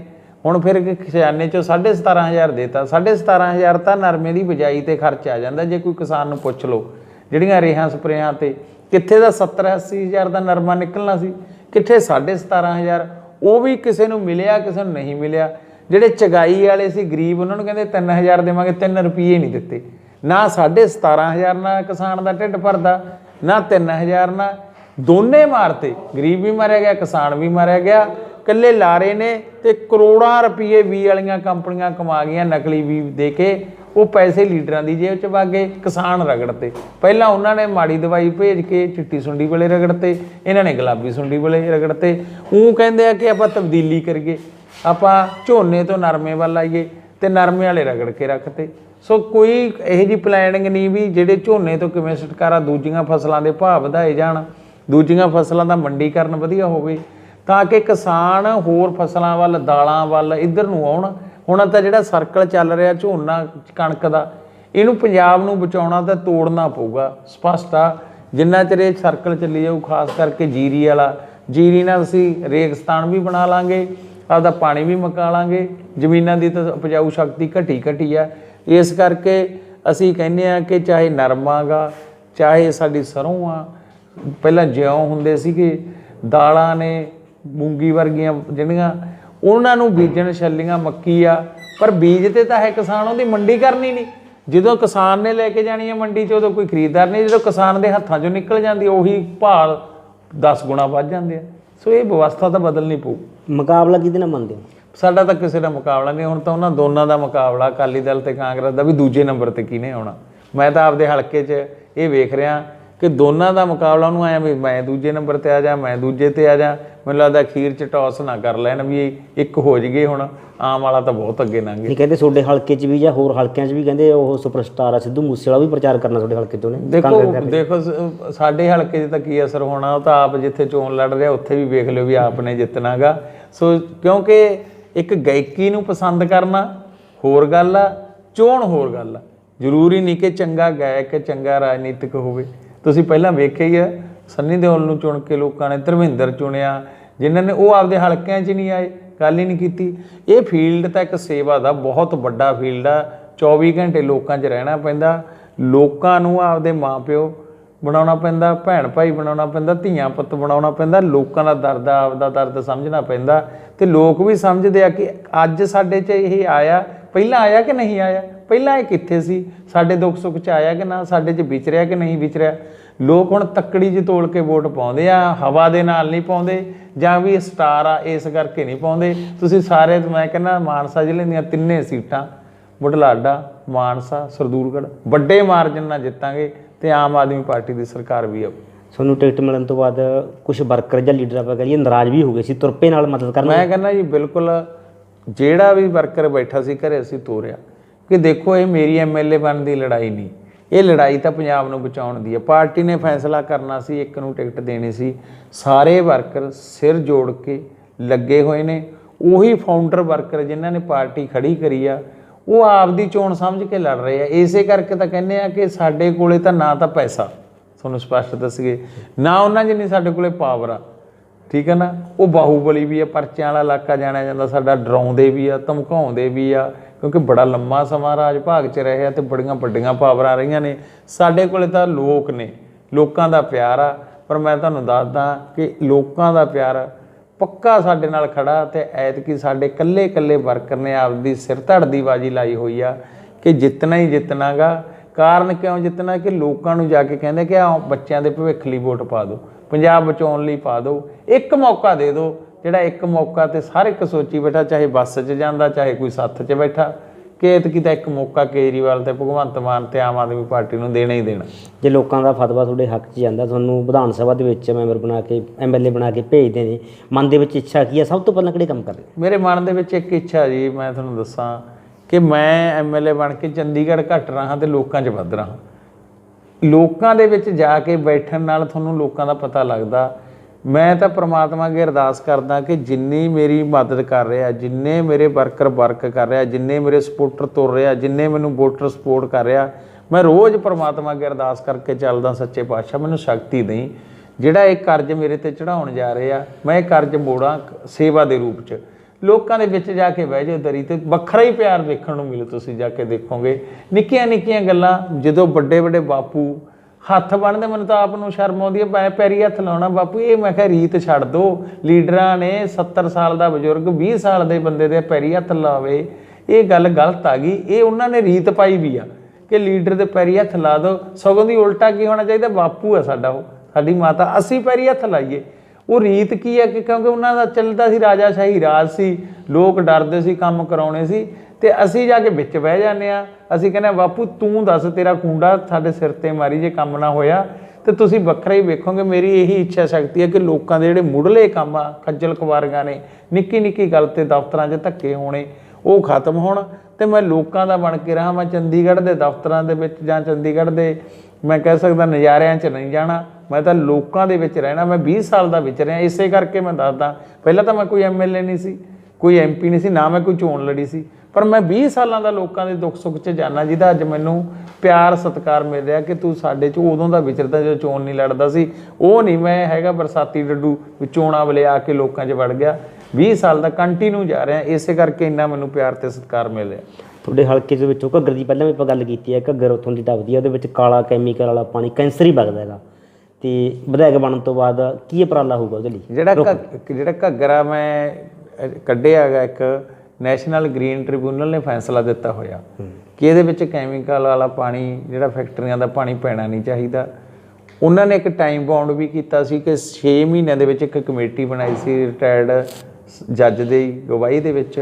ਉਹਨਾਂ ਨੇ ਰਿਪੋਰਟ ਵੀ ਦੇਤੀ ਕਿ ਇੱਥੋਂ ਸੀਵਰੇਜ ਦਾ ਪਾਣੀ ਪੈ ਰਿਹਾ, ਆਹ ਫੈਕਟਰੀਆਂ ਦੇ ਪੈ ਰਿਹਾ, ਕਿਉਂਕਿ ਘੱਗਰ ਚੱਲਦੀ ਹੈ ਹਿਮਾਚਲ 'ਚੋਂ। ਹਿਮਾਚਲ ਤੋਂ ਚੱਲਦੀ ਹੋਈ ਹਰਿਆਣੇ ਵਿੱਚ ਦੀ ਹੁੰਦੀ ਹੋਈ ਪੰਜਾਬ ਆਉਂਦੀ ਆ। 3 ਸਟੇਟਾਂ ਦਾ ਇਸ਼ੂ ਆ ਇਹ। ਪਰ ਮੈਂ ਕਹਿੰਦਾ ਗਾ ਕਿ ਪ੍ਰਮਾਤਮਾ ਜਦੋਂ ਸਾਨੂੰ ਕੋਈ ਸ਼ਕਤੀ ਦਿੰਦਾ ਗਾ, ਅਸੀਂ ਇੱਕ ਗੱਲ ਤਾਂ ਤੁਹਾਨੂੰ ਵਿਸ਼ਵਾਸ ਦਿਵਾਉਣੇ ਆ ਕਿ ਚਾਹੇ ਪੰਜਾਬ ਸਰਕਾਰ ਦੇ ਤੌਰ 'ਤੇ ਲੜਾਈ ਲੜਨੀ ਪਵੇ, ਉੱਥੇ ਤਾਂ ਲੜਨੀ ਆ ਸਰਕਾਰ ਦੇ ਤੌਰ 'ਤੇ ਵਿਧਾਨ ਸਭਾ ਦੇ ਵਿੱਚ ਵੀ। ਪਰ ਜੇ ਕਾਨੂੰਨਨ ਵੀ ਸੁਪਰੀਮ ਕੋਰਟ ਗ੍ਰੀਨ ਟ੍ਰਿਬਿਊਨਲ 'ਤੇ ਜਾਣਾ ਪਿਆ ਤਾਂ ਮੈਂ ਆਪਦੀ ਤਰਫੋਂ ਜਾਊਂਗਾ। ਇਹ ਕੋਈ ਇਹ ਨਹੀਂ ਕਿ ਲੋਕਾਂ 'ਤੇ ਆਸਾਨ ਆ, ਕਿਉਂਕਿ ਲੋਕ ਮਰ ਰਹੇ। ਮੈਂ ਸੁਣ ਕੇ ਹੈਰਾਨ ਆ, ਜਿਹੜੇ ਆਲੂਪੁਰ ਪਿੰਡ ਹੈਗਾ, ਸਾਧੂ ਵਾਲਾ, ਫੂਸ ਮੰਡੀ ਆ, ਜਿਹੜੇ ਪਿੰਡ ਜਮਾਂ ਘੱਗਰ ਦੇ ਉੱਤੇ ਨੇ ਸਾਰੇ, ਉਹ ਕਹਿੰਦੇ ਰਾਤ ਨੂੰ ਦਰਵਾਜ਼ੇ ਬੰਦ ਕਰਕੇ ਪੈਣਾ ਪੈਂਦਾ। ਕਈ ਵਾਰੀ ਦਰਵਾਜ਼ੇ ਬੰਦ ਦੇ ਵਿੱਚ ਵੀ ਬਦਬੂ ਆਈ ਜਾਂਦੀ ਹੈ ਅਤੇ ਇੰਨੀ ਬੁਰਾ ਹਾਲ ਹੁੰਦਾ, ਜੇ ਹਵਾ ਚੱਲਦੀ ਹੈ, ਜਿਹੜੇ ਖੇਤਾਂ 'ਚ ਕੰਮ ਕਰਦੇ ਖੜਿਆ ਨਹੀਂ ਜਾਂਦਾ। ਅਤੇ ਇਹ ਕਿਹਦਾ ਹੱਲ ਕਰਨਾ ਗਾ? ਸਾਡਾ ਫਰਜ਼ ਬਣਦਾ ਕਿ ਅਸੀਂ ਇਸ ਮਸਲੇ ਨੂੰ ਜਿੱਥੇ ਵੀ ਉਠਾਉਣਾ ਮੈਂ ਉਠਾਊਂਗਾ, ਹੱਲ ਕਰਾਂਗੇ, ਤਾਂ ਕਿ ਲੋਕਾਂ ਨੂੰ ਉਸ ਕੈਮੀਕਲ ਵਾਲੇ ਪਾਣੀ ਤੋਂ ਛੁਟਕਾਰਾ ਮਿਲੇ ਅਤੇ ਲੋਕ ਬਿਮਾਰੀਆਂ ਤੋਂ ਬਚ ਰਹਿਣ। ਨਹੀਂ ਤਾਂ ਹੁਣ ਕੈਂਸਰ ਇਸ ਫੀਲਡ ਦੇ ਵਿੱਚ, ਕਿਉਂਕਿ ਥੱਲੇ ਧਰਤੀ 'ਚ ਮਾੜਾ ਪਾਣੀ ਜਾਣਾ, ਆਸੇ ਪਾਸੇ ਪੀਣ ਵਾਲਾ ਪਾਣੀ ਵੀ ਖਰਾਬ ਹੋ ਗਿਆ। ਇਸ ਕਰਕੇ ਜੋ ਫਸਲਾਂ ਨੂੰ ਪਾਣੀ ਲੱਗਦਾ ਉਹ ਵੀ ਖਰਾਬ ਹੋ ਗਿਆ, ਫਸਲਾਂ ਦੇ ਵਿੱਚ ਵੀ ਜਾਂਦਾ ਉਹ ਕੈਮੀਕਲ। ਇਹਨਾਂ ਛੁਟਕਾਰਾ ਪਾਉਣ ਵਾਸਤੇ ਲੜਾਈ ਕਿਤੇ ਵੀ ਪੱਧਰ 'ਤੇ ਲੜਨੀ ਪਊ, ਮੈਂ ਲੜੂੰਗਾ ਅਤੇ ਲੋਕਾਂ ਨੂੰ ਵੀ ਪਤਾ ਲੱਗੂਗਾ ਕਿ ਸੱਚੇ ਦਿਲੋਂ ਲੜ ਰਿਹਾ। ਇਕੱਲਾ ਇਹ ਮਸਲਾ ਨਹੀਂ ਕਿ ਵੋਟਾਂ ਵੇਲੇ ਠਾ ਦਿਓ ਫਿਰ ਚੁੱਪ ਕਰ ਜਾਓ। ਇੱਕ ਤਾਂ ਜਿਹੜੇ ਟੇਲਾਂ ਦੇ ਉੱਤੇ ਪਿੰਡ ਪੈਂਦੇ ਆ ਉਹਨਾਂ ਲਈ, ਅਤੇ ਇੱਕ ਜਿਹੜਾ ਤੁਹਾਡੇ ਜੱਦੀ ਪਿੰਡੀ ਬਣਾਵਾਲੀ ਥਰਮਲ ਪਲਾਂਟ ਲੱਗਿਆ ਹੋਇਆ ਹੈਗਾ, ਉਹਦੀ ਰਾਖ ਡਿੱਗਣ ਨਾਲ ਕਿਸਾਨਾਂ ਦੀਆਂ ਫਸਲਾਂ ਬਰਬਾਦ ਹੋ ਜਾਂਦੀਆਂ, ਕੋਈ ਮੁਆਵਜ਼ਾ ਵੀ ਨਹੀਂ ਮਿਲਦਾ। ਉਹਦੇ ਲਈ ਕੀ ਉਪਰਾਲਾ ਹੋਊਗਾ? ਦੇਖੋ, ਬਣਾਵਾਲੀ ਦੀ ਜਿਹੜੀ ਰਾਖ ਵਾਲੀ ਹੈਗੀ ਉਹ ਇੱਕ ਕੰਟਰੈਕਟ ਦੇ ਵਿੱਚ ਹੈਗਾ। ਇਹਨਾਂ ਨੇ ਇੱਕ ਪੋਲੂਸ਼ਨ ਫਰੀ ਕਰਨਾ ਸੀ ਉਹਨੂੰ, ਜੋ ਉਹ ਲਾਇਆ ਹੀ ਨਹੀਂ ਇਹਨਾਂ ਨੇ। ਇਹਨਾਂ ਨੂੰ ਉਹਦਾ ਖਰਚਾ ਵੀ ਪਿਆ ਥਰਮਲ ਨੂੰ ਕਿ ਲਾਓ, ਇਹਨਾਂ ਨੇ ਫੇਰ ਟਾਈਮ ਲੈ ਲਿਆ। ਯਾਨੀ ਕਿ ਪ੍ਰਸ਼ਾਸਨ ਦੀ, ਅਧਿਕਾਰੀਆਂ ਦੀ ਮਿਲੀ ਭੁਗਤ, ਕਿਉਂਕਿ 1100-1200 ਕਰੋੜ ਰੁਪਈਆ ਖਰਚ ਹੋਣਾ ਉਹ ਰਾਖ ਨੂੰ ਬਚਾਉਣ ਵਾਸਤੇ ਵੀ, ਰਾਖ ਡਿੱਗੇ ਨਾ। ਇੱਕ ਕੋਈ ਹੁੰਦਾ ਇਹਨਾਂ ਦਾ, ਇੱਕ ਮੈਂ ਇੰਜੀਨੀਅਰਿੰਗ ਤਾਂ ਹੈ ਨਹੀਂ ਗਾ, ਪਰ ਉਹ ਮੈਂ ਪੜ੍ਹੇ ਯਾਰ ਆਰਡਰ, ਉਹਦੇ ਵਿੱਚ ਇਹਨਾਂ ਨੇ ਲਾਇਆ ਨਹੀਂ ਗਾ। ਹੁਣ ਕੀ ਕਰਦੇ ਆ ਇਹ, ਤਾਂ ਜਦੋਂ ਰਾਤ ਹੋ ਜਾਂਦੀ ਆ, ਰਾਤ ਨੂੰ, ਦਿਨੇ ਤਾਂ ਇਹ ਹੁੰਦਾ ਵੀ ਕੋਈ ਫੋਟੋ ਨਾ ਖਿੱਚ ਲੇ, ਵੀਡੀਓ ਨਾ ਬਣਾ ਲੇ, ਰਾਤ ਨੂੰ ਜਿਹੜੀ ਰਾਖ ਆ ਗਈ, ਨਹੀਂ ਤਾਂ ਇਹਨਾਂ ਨੂੰ ਰਾਖ ਚੱਕਣ ਵਾਸਤੇ ਪੈਸੇ ਦੇਣੇ ਪੈਂਦੇ ਆ। ਕਿ ਟਰੱਕਾਂ 'ਚ ਜਾਂਦੇ ਆ ਜਿਹੜੇ ਕੈਪਸੂਲ ਜੇ ਬਣੇ ਹੋਏ, ਉਹਨਾਂ ਨੂੰ ਪੈਸੇ ਦੇ ਕੇ ਰਾਖ ਚੁਕਾਉਂਦੇ ਆ। ਤਾਂ ਜਦੋਂ ਕਈ ਵਾਰੀ ਇੰਨਾ ਹੁੰਦਾ ਕਿ ਰਾਖ ਵੱਧ ਜਾਂਦੀ ਆ, ਸਟੋਰ ਨਹੀਂ ਹੁੰਦੀ, ਫਿਰ ਉੱਤੇ ਸਿੱਧੀ ਕੱਢ ਦਿੰਦੇ ਆ, ਖੇਤਾਂ 'ਚ ਜਾਂਦੀ ਆ। ਉਹਦਾ ਇੱਕ 85 ਲੱਖ ਰੁਪਈਆ ਫਿਰ ਇਹਨਾਂ ਨੂੰ ਪਾਇਆ ਗ੍ਰੀਨ ਟ੍ਰਿਬਿਊਨਲ ਨੇ ਕਿ ਲੋਕਾਂ ਨੂੰ ਵੰਡਣਾ। ਉਹ 85 ਲੱਖ ਲੋਕਾਂ ਦੇ ਵਿੱਚ ਵੰਡਣ ਦੀ ਬਜਾਏ ਇਹਨਾਂ ਨੇ ਕੀ ਕੀਤਾ ਕਿ ਉੱਥੇ ਪਿੰਡਾਂ ਦੇ ਵਿੱਚ ਲੱਗਿਆ ਦਿਖਾਤਾ ਵੀ ਅਸੀਂ ਪਿੰਡਾਂ 'ਚ ਲਾਤਾ। ਜਦੋਂ ਕਿ ਕਿਹਾ ਗਿਆ ਸੀ ਕਿ ਜਿਹਦਾ ਨਰਮਾ ਮਰਿਆ, ਫਸਲ ਮਰੀ, ਉਹਨਾਂ ਨੂੰ ਦਿੱਤਾ ਜਾਵੇ, ਅਤੇ ਗਾਹਾਂ ਨੂੰ ਵਾਰਨਿੰਗ ਦਿੱਤੀ ਸੀ ਕਿ ਦੁਬਾਰੇ ਇਹ ਕੁਝ ਹੋ ਗਿਆ ਤਾਂ ਤੁਹਾਨੂੰ ਇਹ ਜਿਹੜਾ ਤੁਹਾਡਾ ਯੂਨਿਟ ਬੰਦ ਕਰ ਦਿੱਤਾ ਜਾਊਗਾ। ਪਰ ਮੈਂ ਕਹਿੰਦਾ ਉਹੀ ਫੇਰ ਗੱਲ ਕਿ ਕਰਪਸ਼ਨ ਕਰਕੇ ਸਾਰਾ ਕੁਝ ਚੱਲੀ ਜਾਂਦਾ। ਅਸੀਂ ਕਹਿੰਦੇ ਹਾਂ ਕਿ ਜਿਸ ਪੱਧਰ 'ਤੇ ਵੀ ਇਹਦੀ ਆਵਾਜ਼ ਉਠਾਉਣੀ ਪਈ ਉਹ ਵੀ ਉਠਾਵਾਂਗੇ, ਅਤੇ ਕਾਨੂੰਨਨ ਲੜਾਈ ਵੀ ਲੜਨੀ ਪਈ ਲੜਾਂਗੇ। ਕਿਉਂਕਿ ਇਕੱਲੀ ਉਹ ਰਾਖ ਡਿੱਗ ਨਾਲ ਫਸਲਾਂ ਖਰਾਬ ਨਹੀਂ ਹੁੰਦੀਆਂ, ਸਕਿਨ ਦੀਆਂ ਬਿਮਾਰੀਆਂ ਸਾਡੀਆਂ ਹੈਗੀਆਂ ਗੀਆਂ, ਉਹ ਵੀ ਆਉਂਦੀਆਂ ਨੇ, ਲੋਕ ਬਿਮਾਰ ਹੁੰਦੇ ਨੇ। ਤੁਸੀਂ ਵੇਖੋ ਖਾਰਸ਼ ਵਰਗੀਆਂ ਬਿਮਾਰੀਆਂ ਜ਼ਿਆਦਾ ਨੇ। ਇੱਕ ਇਹਨਾਂ ਨੇ, ਮੈਂ ਹੋਰ ਦੱਸ ਦਿੰਦਾ ਕਿ ਇਹਨਾਂ ਦੇ ਕੰਟਰੈਕਟ ਦੇ ਵਿੱਚ ਵੀ ਹੈਗਾ ਕਿ ਇਹਨਾਂ ਨੇ ਹੌਸਪੀਟਲ ਬਣਾਉਣਾ ਸੀ ਇੱਥੋਂ ਦੇ ਲੋਕਾਂ ਵਾਸਤੇ, ਥਰਮਲ ਵਾਲਿਆਂ ਨੇ। ਹੌਸਪੀਟਲ ਹਜੇ ਤੱਕ ਨਹੀਂ ਬਣਾਇਆ। ਅਸੀਂ ਵੀ ਪਹਿਲਾਂ ਜ਼ਮੀਨ ਦੇ ਦਿੱਤੀ ਸੀ ਕਿ ਇੱਥੇ ਬਣਾ ਲਓ, ਉੱਥੇ ਨਹੀਂ ਬਣਾਇਆ। ਫਿਰ ਇਹਨਾਂ ਨੇ ਹੁਣ ਕੀ ਕਰਨਾ ਸੀ, ਰਾਖ ਤਾਂ ਸਾਡੇ ਸਿਰ 'ਚ ਪੈਂਦੀ ਆ ਉਹਨਾਂ 5-6 ਪਿੰਡਾਂ ਦੇ ਨੇੜੇ, ਇਹਨਾਂ ਨੇ ਜ਼ਮੀਨ ਜਾ ਕੇ ਲੈ ਲਈ ਮਾਨਸਾ, ਪਰ ਜ਼ਮੀਨ ਵੀ ਲੈ ਲੈਂਦੇ, ਉੱਥੇ ਹੀ ਹੌਸਪੀਟਲ ਬਣਾ ਦਿੰਦੇ। ਨਾਂ 'ਤੇ ਲਈ ਵੀ ਆ 2 ਕਿੱਲੇ, ਹੌਸਪੀਟਲ ਬਣਾਇਆ ਨਹੀਂ। ਬਣਾਲੀ ਸਾਹਿਬ, ਇੱਕ ਆਖਰੀ ਸਵਾਲ ਹੈ। ਜੇ ਆਪਾਂ ਥਰਮਲ ਦੀ ਗੱਲ ਕੀਤੀ ਹੈ, ਜੇ ਆਪਾਂ ਬਿਜਲੀ ਦੀ ਗੱਲ ਕਰੀਏ, ਕਹਿੰਦੇ ਜਿਹੜੇ ਬਿਜਲੀ ਦੇ ਬਿੱਲ ਸੀ ਬਕਾਏ ਅਸੀਂ ਉਹ ਵੀ ਮਾਫ ਕੀਤੇ ਹੈ, 3 ਰੁਪਏ ਯੂਨਿਟ ਬਿਜਲੀ ਸਸਤੀ ਵੀ ਕੀਤੀ ਹੈ, ਵੀ ਉਹਦਾ ਵੀ ਸਾਨੂੰ ਫਾਇਦਾ ਮਿਲੂਗਾ, ਫਤਵਾ ਸਾਡੇ ਹੱਕ 'ਚ ਜਾ ਸਕਦਾ। ਮੈਂ ਹੈਰਾਨ ਆ। ਮੈਂ ਤਾਂ ਪਿੰਡਾਂ 'ਚ ਜਾਂਦਾ, ਸਾਰਿਆਂ ਨੂੰ ਪਹਿਲਾਂ ਬਿਜਲੀ ਦੇ ਬਿੱਲ ਲੈ ਕੇ ਆਉਂਦੇ ਸਾਡੇ ਕੋਲ ਕਿ ਮੈਨੂੰ 15,000 ਆ ਗਿਆ, ਮੈਨੂੰ 12,000 ਆ ਗਿਆ। ਹਰੇਕ ਬਿਜਲੀ ਦੇ ਬਿੱਲ ਤੁਸੀਂ ਆਪ ਸਰਵੇ ਕਰ ਲਓ ਵੀ ਕਿੱਥੇ 3 ਰੁਪਏ ਯੂਨਿਟ ਕਰਤੀ ਇਹਨਾਂ ਨੇ, ਕਿੱਥੇ। ਸਾਰੇ ਨਿਰੇ ਝੂਠ ਨੇ, ਤੁਸੀਂ ਆਪ ਹੀ ਵੇਖ ਲਓ ਇਹਨਾਂ ਨੂੰ। ਇਹ ਫਿਰ ਬਿੱਲਾਂ 'ਤੇ ਜਾ ਕੇ ਪਿੰਡਾਂ 'ਚ ਗੱਲ ਕਰਨ ਵੀ ਅਸੀਂ 3 ਰੁਪਏ ਕੀਤੇ, ਤਾਂ ਕੋਈ ਅਗਲਾ ਜਵਾਬ ਦੇ ਵੀ ਕਦੋਂ ਕਰਤੇ। ਬਿਜਲੀ ਦੇ ਬਿੱਲ ਤਾਂ ਲੋਕ ਲਈ ਖੜੇ ਹੁੰਦੇ ਆ। ਉਲਟਾ ਆਪਾਂ ਪਹਿਲੀ ਗਰੰਟੀ ਦੇ ਵਿੱਚ ਕਿਹਾ ਕਿ ਜਿਹੜੇ ਬਕਾਏ ਨੇ ਸਾਰੇ ਮਾਫ ਕਰਾਂਗੇ। ਦੂਜਾ ਕੀ ਹੈ ਕਿ ਜਿਹੜੇ ਪੱਟ ਕੇ ਲੈ ਗਏ ਮੀਟਰ ਵੀ ਬਕਾਏ ਨਹੀਂ ਭਰੇ, ਉਹ ਲਾਵਾਂਗੇ। ਉਹ ਆਪਾਂ ਇਹ ਨਹੀਂ ਕਹਿ ਸਕਦੇ ਵੀ ਇਹ ਉਤਸ਼ਾਹਤ ਕਰ ਰਹੇ ਹਾਂ ਵੀ ਬਿੱਲ ਨਾ ਭਰਿਆ ਕਰੋ। ਕਾਰਨ ਕੀ ਸੀ ਕਿ ਕਰੋਨਾ ਦੇ ਦੌਰਾਨ ਹਰੇਕ ਦੀ ਇਨਕਮ ਰੁਕ ਗਈ। ਕੋਈ ਦਿਹਾੜੀਦਾਰ ਸੀ, ਕੋਈ ਦੁਕਾਨਦਾਰ ਸੀ, ਕੋਈ ਆਟੋ ਚਲਾਉਂਦਾ ਸੀ, ਟੈਕਸੀ ਚਲਾਉਂਦਾ ਸੀ, ਉਹਦੇ ਸਾਰੇ ਕੰਮ ਬੰਦ ਹੋ ਗਏ ਅਤੇ ਘਰਾਂ 'ਚ ਬੰਦੇ ਵੜਤੇ। ਘਰਾਂ 'ਚ ਬਿਜਲੀ ਤਾਂ ਚੱਲੀ ਗਈ, ਪੱਖੇ ਚੱਲੀ ਗਏ, ਆਮਦਨ ਹੈ ਨਹੀਂ, ਬਿੱਲ ਕਿੱਥੋਂ ਭਰਨਾ, ਉਹ ਮੀਟਰ ਪੱਟ ਕੇ ਲੈ ਗਏ। ਉਹ ਏਜੰਡਾ ਜਦੋਂ ਪਹਿਲੀ ਗਰੰਟੀ ਆਪਾਂ ਦਿੱਤੀ, ਪਿੱਛੇ ਚੱਲਣ ਦੀ ਕੋਸ਼ਿਸ਼ ਤਾਂ ਇਹਨਾਂ ਨੇ ਕੀਤੀ ਕਿ ਇਹਨਾਂ ਦੇ ਪਿੱਛੇ ਲੱਗ ਕੇ ਆਪਾਂ ਭੰਬਲ ਭੂਸਾ ਜਿਹਾ ਪਾ ਦਈਏ ਇੱਕ ਵਾਰੀ ਵੀ ਅਸੀਂ ਕਰਤਾ, ਪਰ ਐਕਚੁਅਲ 'ਚ ਹੋਇਆ ਕੁਛ ਨਹੀਂ। ਉਹ ਬਿੱਲ ਦੱਸਦੇ ਨੇ ਏਡੇ ਏਡੇ ਲੈ ਕੇ ਆਉਂਦੇ ਨੇ।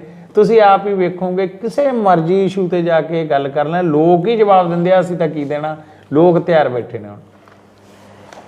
ਇਹਨੇ ਹਲਕਾ ਸਰਦੂਲਗੜ੍ਹ ਤੋਂ ਆਮ ਆਦਮੀ ਪਾਰਟੀ ਦੇ ਉਮੀਦਵਾਰ ਗੁਰਪ੍ਰੀਤ ਸਿੰਘ ਬਾਣਾਵਾਲੀ ਜੀ, ਜਿਨ੍ਹਾਂ ਨੇ ਦੱਸਿਆ ਕਿ ਪੰਜਾਬ ਦੇ ਲੋਕਾਂ ਦਾ ਬਾਕੀ ਪਾਰਟੀਆਂ ਤੋਂ ਮੋਹ ਬਿਲਕੁਲ ਭੰਗ ਹੋ ਚੁੱਕਿਆ ਹੈ ਤੇ ਪੰਜਾਬ ਦੇ ਲੋਕ ਹੁਣ ਆਮ ਆਦਮੀ ਪਾਰਟੀ ਦੀ ਸਰਕਾਰ ਲਿਆਉਣ ਦੇ ਲਈ ਕਾਹਲੇ ਪਏ ਹੋਏ ਨੇ।